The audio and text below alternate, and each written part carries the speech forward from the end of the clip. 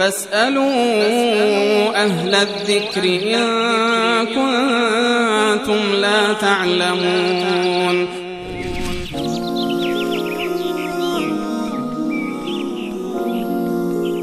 برادرمون مندازهی از زاهدان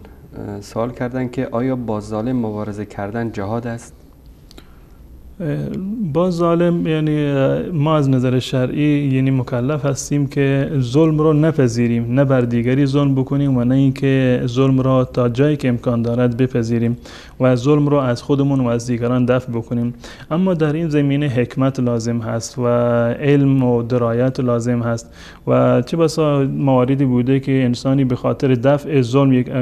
عمل نسنجیده را انجام داده و ظلم مضاعفی بر خودش و بر افراد خانوادهش و یا بر اهل منطقه اساساً یعنی دوباره اضافه شده و ضرر بدتر و مفسده بالاتری به وجود آمده. اما اگر منظورشون این هست که یعنی قیام مسلحانه‌ای باشه در یک جایی که مردم امن و امان هستند، که موردی نداره، نیازی نیست و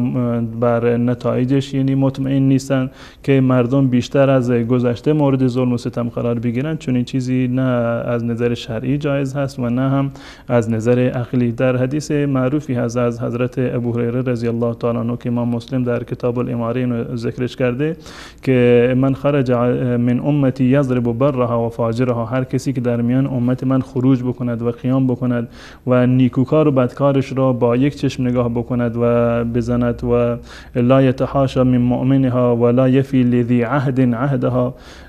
عهده، که نه احترام مسلمانی رو نگه می‌داره، نه معاهدی رو، کسی غیر مسلمانی رو که در کشور اسلامی به اون در واقع تأمین دادند نه اینو مراعات میکنه. رسول الله صلی الله علیه و آله فرمودند نه من از او هستم و نه او از من هست. انسان باید مراعات بکند حقوق دیگران را، حقوق مسلمانان را، حقوق غیر مسلمانانی رو که در کشور اسلامی زندگی میکنند. همه اینها را به هیچ عنوان نمیشود و مجاز نیستیم ما که به عنوان مبارزه با